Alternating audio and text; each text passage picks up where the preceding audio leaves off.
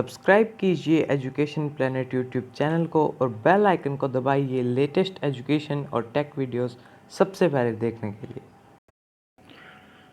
प्रिय विद्यार्थियों, कक्षा 9 में भूगोल विषय में पहला चैप्टर है भारत, आकार और स्थिति।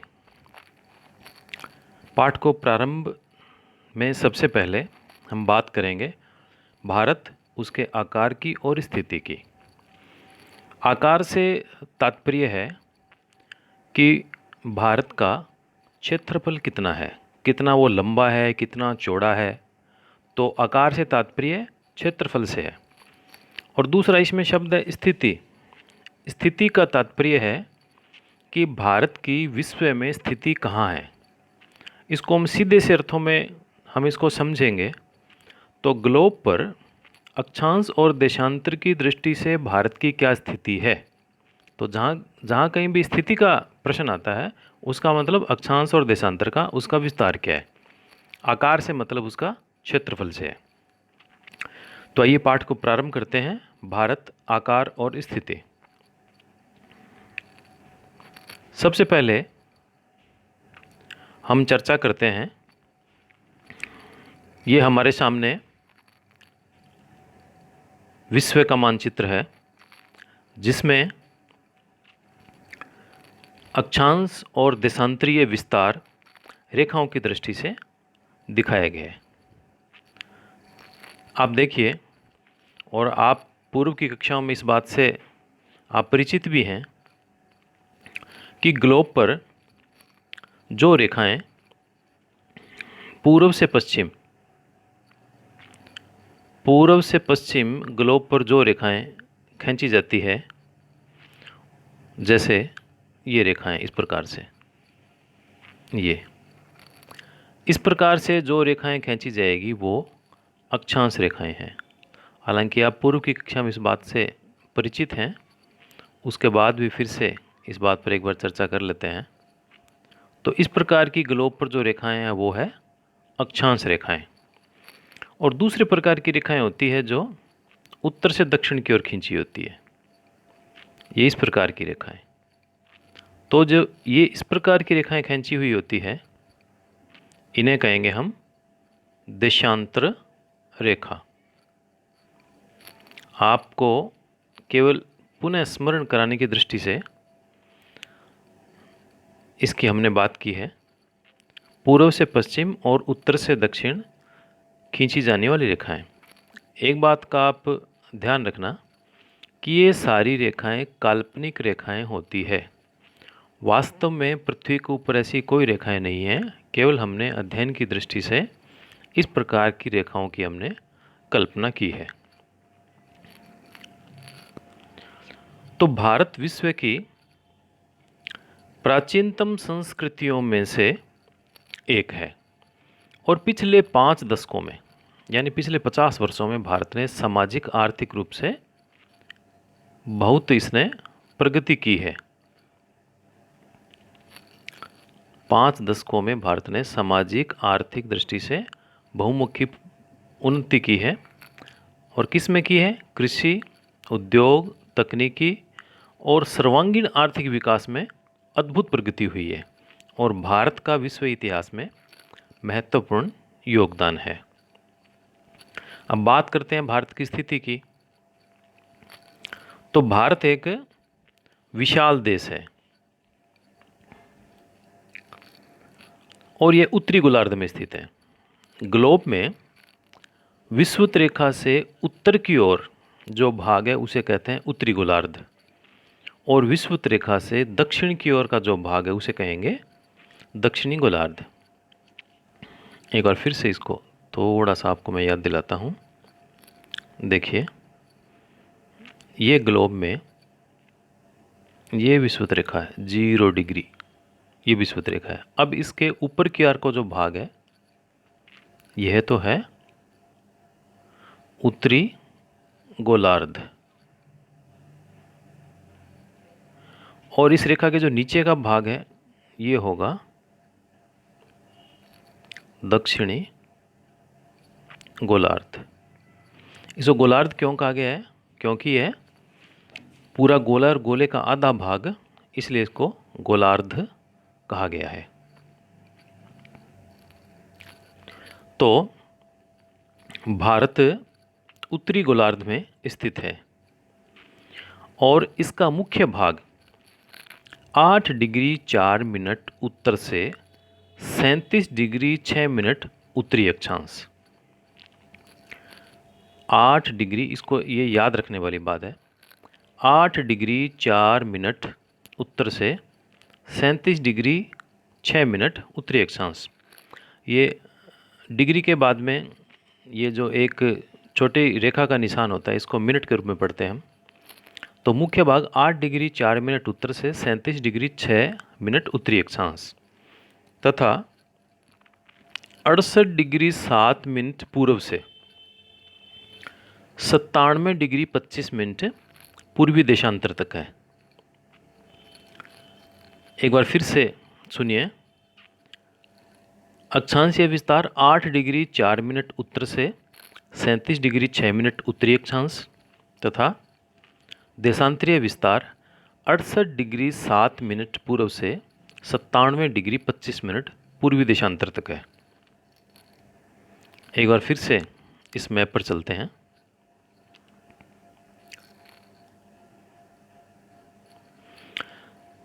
यह है,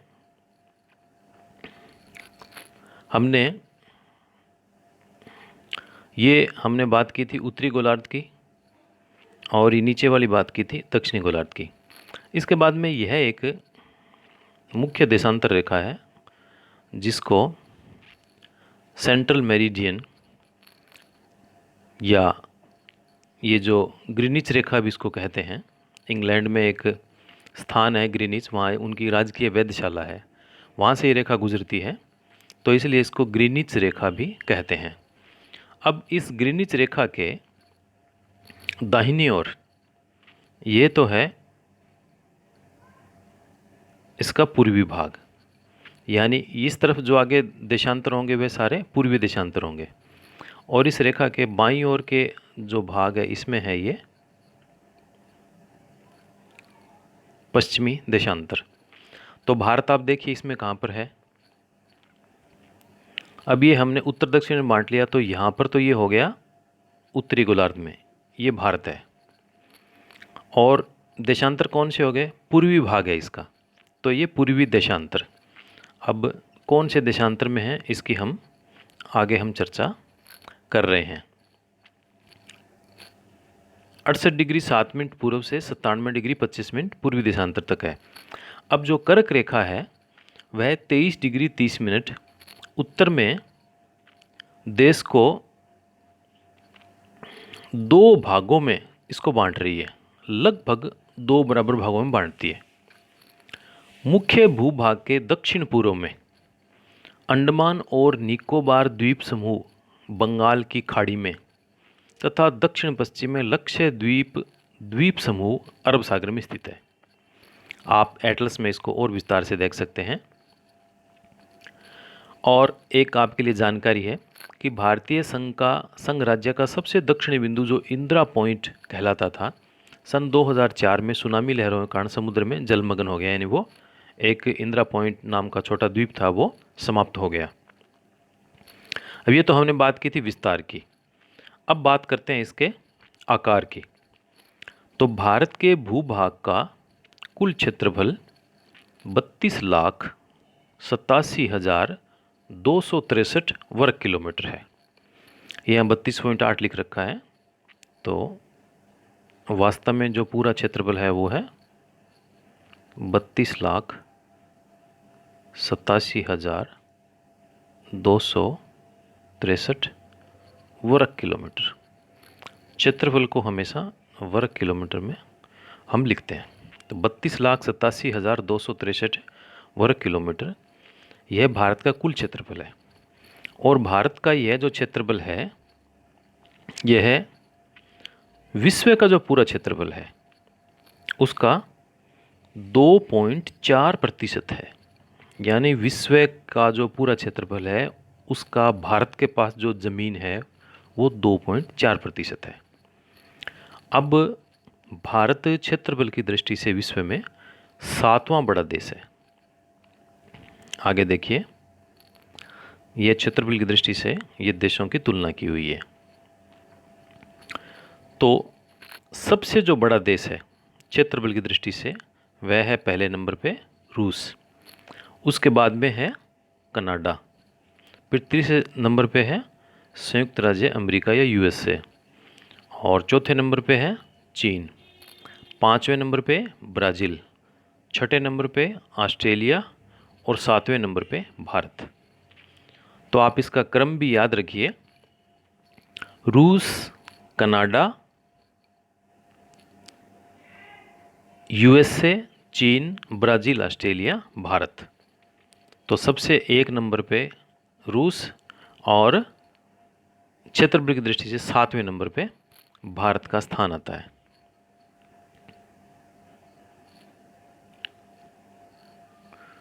अब भौगोलिक क्षेत्रफल इसका 2.4% है, 7वां बड़ा देश है।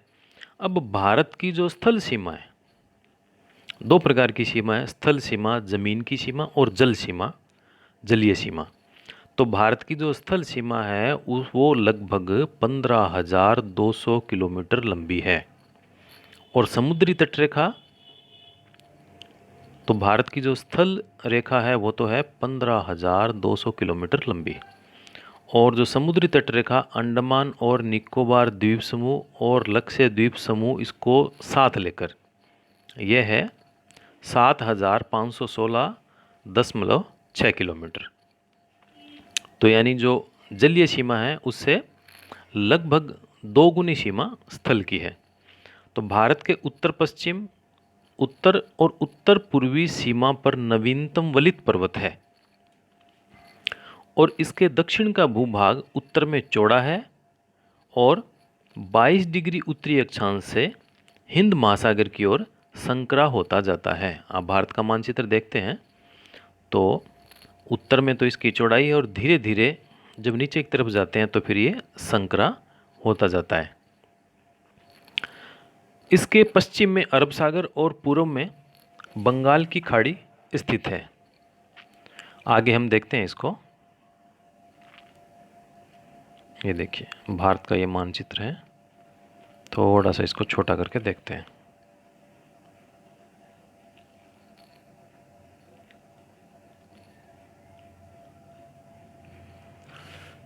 ये भारत के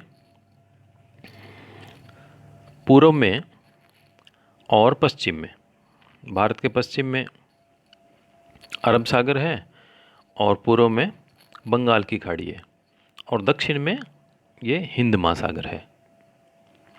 और हमने बात की थी स्थलीय सीमा की और जलीय सीमा की।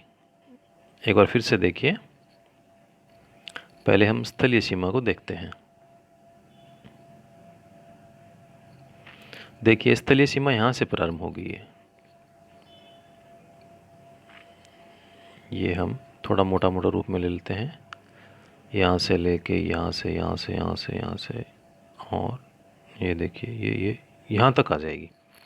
ये है 15,000 से ज़्यादा किलोमीटर। और उसके बाद में हम भारत की जलीय सीमा देखते हैं। तो जो जलीय सीमा आएगी वो यहाँ से आएगी, यहाँ से लेके और यहाँ तक। तो ये लगभग 7,500 किलोमीटर है।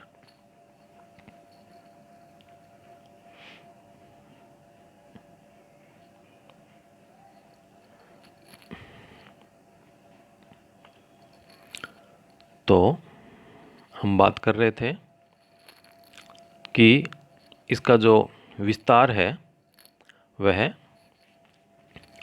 उत्तर से दक्षिण की ओर जाएंगे तो फिर ये संकरा होता जाता है।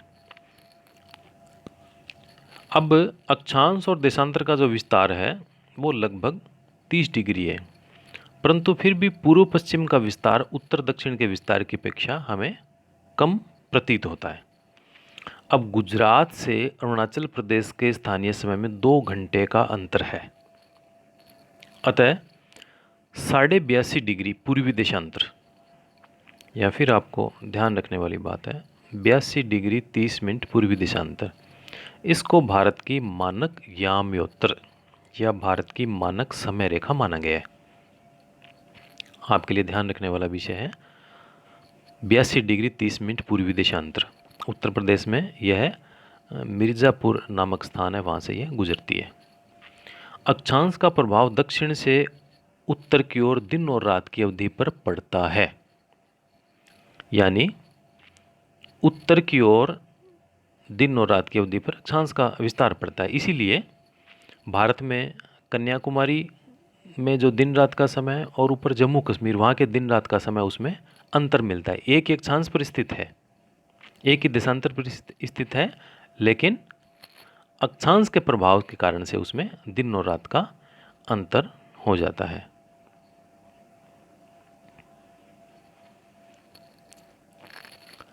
भारतीय भूखंड एशिया महाद्वीप के पूर्व और पश्चिम के मध्य में स्थित है और भारतीय भूभाग एशिया महाद्वीप का दक्षिणी विस्तार है। हिंद महासागर जो कि पश्चिम में यूरोपीय देशों और पूर्वी एशियाई देशों को मिलाता है, भारत को केंद्रीय स्थिति प्रदान करता है। और दक्षिण का पठार हिंद महासागर में भारत शीर्षवर्त फैला हुआ है और पश्चिम एशिया, अफ्रीका और यूरोप के देशों के साथ साथ पूर्वी एशिया के देशों से भी पूर्वी तट के माध्यम से निकटतम संबंध भारत के बनाए हुए हैं। और हिंद महासागर में किसी भी देश की तटीय सीमा भारत जैसी नहीं है। भारत की इसी महत्वपूर्ण स्थिति के कारण एक महासागर का नाम भारत के नाम पर रखा गया, जिसका नाम है हिंद महासागर या इंडियन ओशियन। आइए आगे हम देखते हैं। अब आप देखिए, यह भारत का विस्तार है पश्चिम से लेके पूर्व तक। पश्चिम से लेके पूर्व तक है 2933 किलोमीटर। ये देखिए, यहाँ पर ये गुजरात से लेके यहाँ अरुणाचल प्रदेश तक, गुजरात से प्रारंभ किया है अरुणाचल प्रदेश तक 2933 किलोमीटर।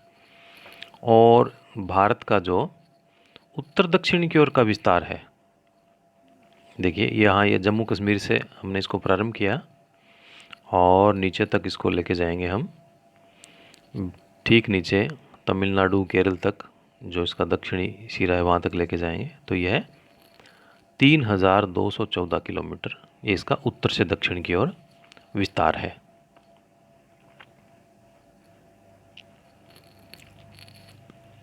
अब देखिए भारत का अंतर्राष्ट्रीय व्यापार मार्ग।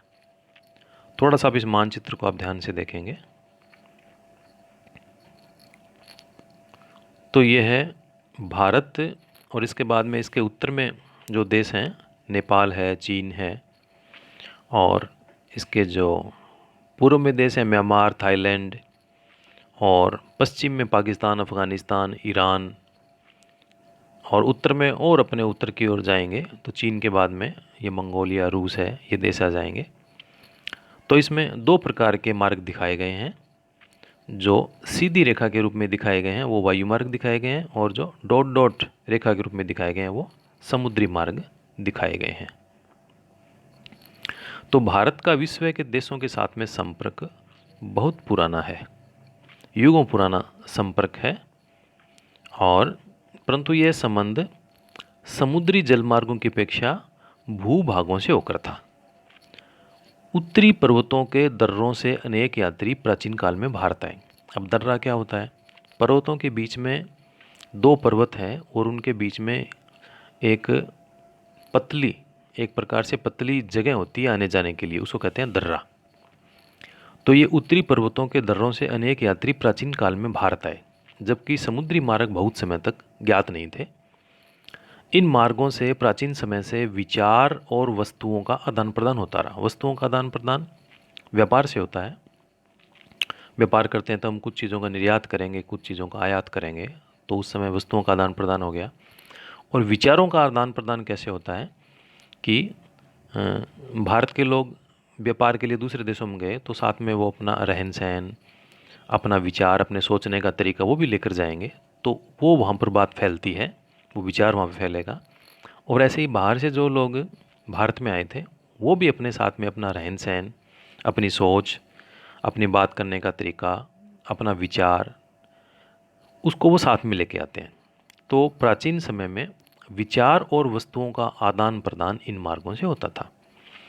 भारत का पश्चिम, मध्य और पूर्वी एशिया और दक्षिण एशिया के पड़ोसी देशों के साथ में एक अद्भुत संपर्क रहा।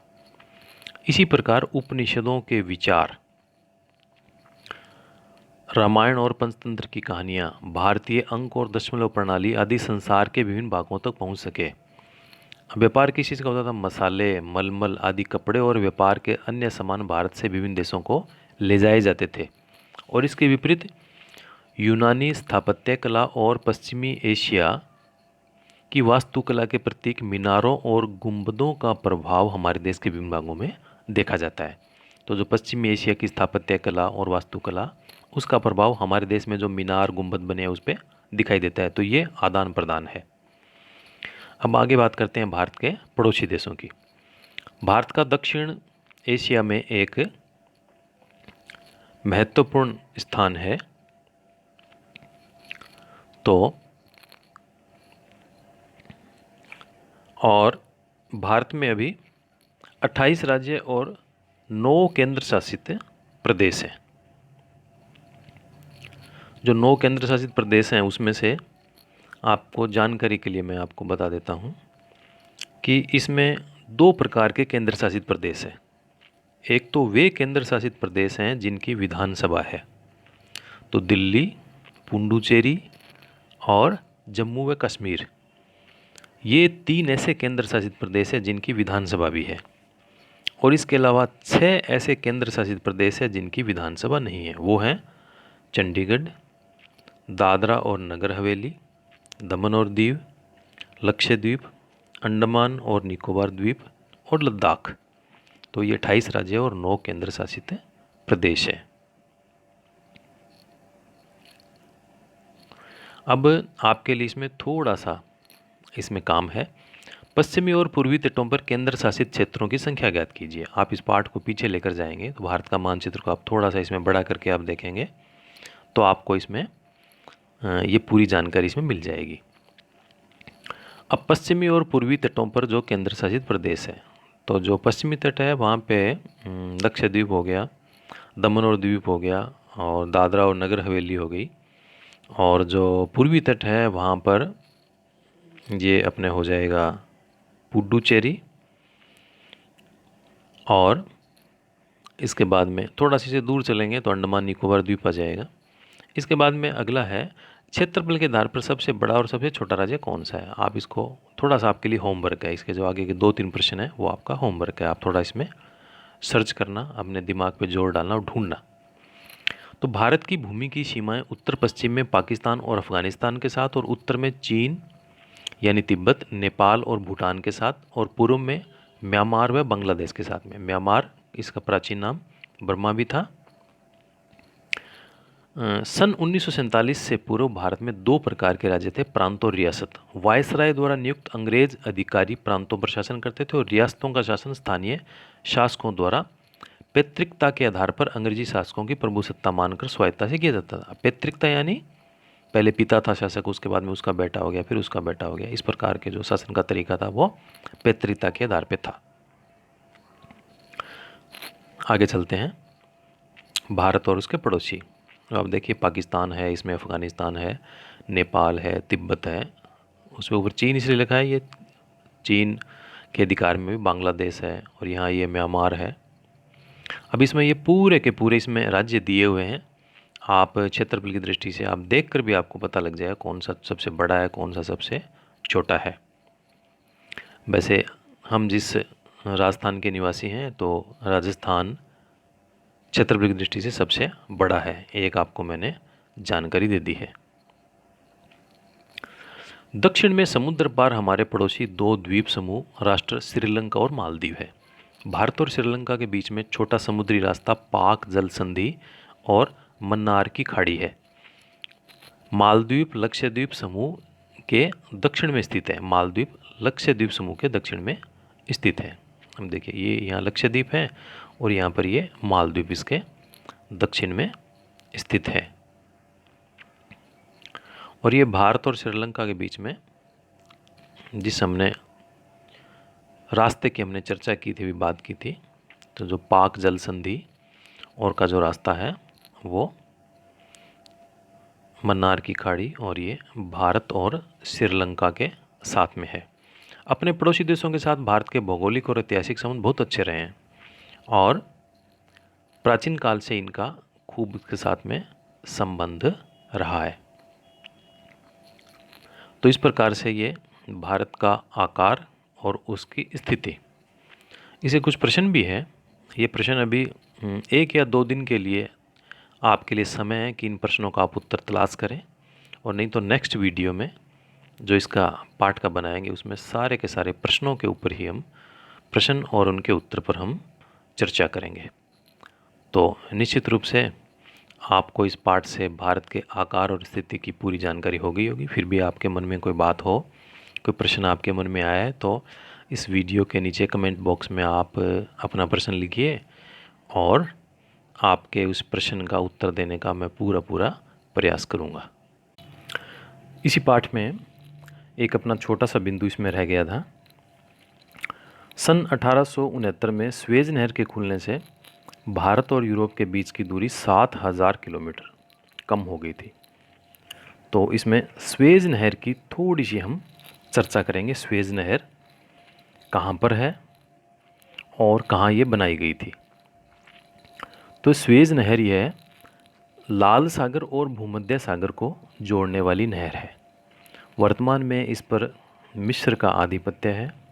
इस नहर की पूरी लंबाई 168 किलोमीटर और चौड़ाई 60 मीटर है। इसकी औसत गहराई इसकी 16.5 मीटर है और यह नहर 1869 ईस्वी में यातायात के लिए इसको खोल दिया गया था। 1858 में इसका निर्माण कार्य शुरू हुआ था और बनाने वाला था एक फ्रांसीसी इंजीनियर फर्डिनेंड।